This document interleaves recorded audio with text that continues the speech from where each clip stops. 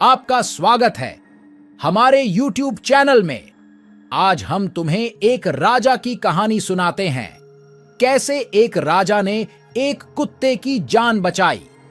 अगर आप हमारे YouTube चैनल पर नए हैं तो हमारे चैनल को सब्सक्राइब करें और लाइक करें। चलते हैं अब अपनी कहानी की तरफ। एक धनी सेठ था, बहुत विनम्र और उदार। वह इतना धार्मिक था कि कोई भी संत उसके द्वार से निराश होकर नहीं लौटता था और उसे भरपेट भोजन मिलता था। सेठ ने अनेक यज्ञ किए थे और गरीबों को बहुत सारा धन दान किया था। अचानक दिन बदला और सेठ की आर्थिक स्थिति खराब हो गई। स्थिति यहां तक पहुंच गई कि सेठ भूख से मरने लगा। उन दिनों एक प्रथा प्रचलित थी, यज्ञों की खरीद फरोख्त होती थी। एक दिन सेठानी ने कहा, नहीं तो एक ही यज्ञ बेच दो। अपनी तंगी को देखते हुए सेठ ने एक यज्ञ बेचने का फैसला किया। उनके स्थान से 20-12 मील की दूरी पर कुंदनपुर नाम का एक शहर था। वहां एक बहुत बड़ा सेठ रहता था। लोग उसे धन्ना सेठ कहते थे। उसकी पत्नी में कोई दिव्य शक्ति थी जिसके कारण वह तीनों लोगों के बारे में जान सकती थी। सेठ ने उन्हें एक यज्ञ बेचने का विचार किया। सेठानी ने 4 मोटी रोटियां बनाई, उनकी पोटली बांधी और सेठ को दे दी। सेठ सुबह जल्दी उठे, स्नान किया और कुंदनपुर की ओर चल पड़े।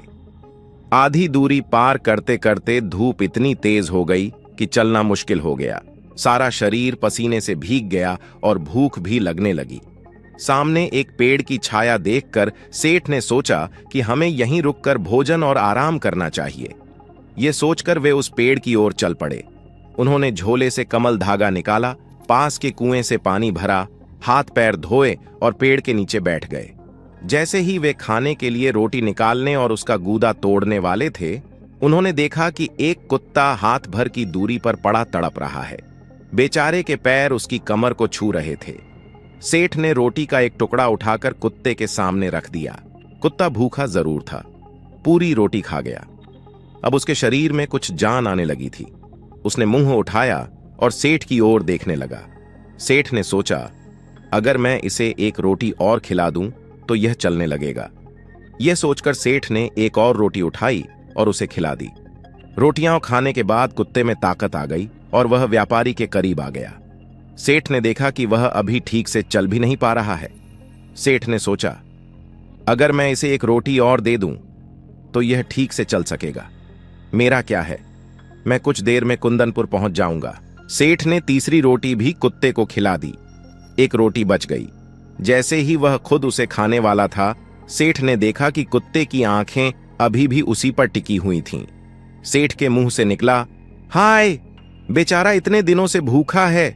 ये बेचारा उसे एक रोटी और मिल जाए, फिर उसमें इतनी शक्ति अवश्य आ जाएगी कि वह किसी समझौते तक पहुंच सके। सेठ ने आखिरी रोटी भी कुत्ते को खिला दी। खुद एक लौटा पानी पीकर और कुछ न करके अपनी यात्रा शुरू कर दी। जब सेठ कुंदनपुर में धन्ना सेठ की हवेली पर पहुंचा और दीपक जल गया तो सेठ ने उठकर उसका स्वागत किया और पूछा, बताइए, आप कैसे आए? सेठ ने कहा, मैं मुसीबत में हूं और आपको एक यज्ञ बेचने आया हूं। इतने में धन्ना सेठ की पत्नी आई और बोली, सेठ जी, हम यज्ञ खरीदने के लिए तैयार हैं। आपको अपना महायज्ञ बेचना पड़ेगा। महायज्ञ? सेठ ने आश्चर्य से कहा। सेठानी ने समझाया, आज आपने खुद खाने के बजाय रास्ते में एक भूखे कुत्ते को 4 रोटियां खिला दी। यह महायज्ञ नहीं तो और क्या है? निस्वार्थ कर्म ही सच्चा यज्ञ है, महायज्ञ है। क्या तुम इसे बेचने जा रहे हो? क्या तुम तैयार हो? इसमें यज्ञ जैसी क्या बात है? सेठ ने चुपचाप गठरी उठाई और हवेली से बाहर आ गया। उसे मानवीय कर्तव्य का मोल लेना उचित नहीं लगा। अगले दिन शाम को सेठ अपने घर पहुंचा। सेठ को खाली हाथ वापस आते देख सेठानी ने पूछा, क्यों धन्ना सेठ? सेठ ने सारी कहानी कह सुनाई। यह सुनकर सेठानी का सारा दर्द कहीं गायब हो गया। सेठ ने विपत्ति में भी अपना धर्म नहीं छोड़ा। धन्य है मेरा पति। अब दीपक और रोशनी का समय है। सेठानी दीपक जलाने के लिए उठी तो रास्ते में किसी चीज से टकरा गई, गिरने से बच गई। किसी तरह दीपक जलाने के बाद देखा कि चौकोर फर्श के पत्थर पर ऊपर चला गया था। उठने के कारण सेठानी लड़खड़ा गई थी। सेठानी ने सेठ को आवाज लगाई, देखो फर्श का एक तख्ता उखड़ गया है, इसे ठीक करो। फ्रेम को ठीक से सेट करने के लिए सेठ ने उसमें लगी बीम को उठाया और फिर नीचे तहखाने में चला गया। सीढ़ियां दिखाई दी। अरे ये तहखाना है, हमें तो पता ही नहीं था कि ये वहां है, उसके मुंह से निकला। सेठ और सेठानी दीपक हाथ में लेकर तहखाने में उतरे।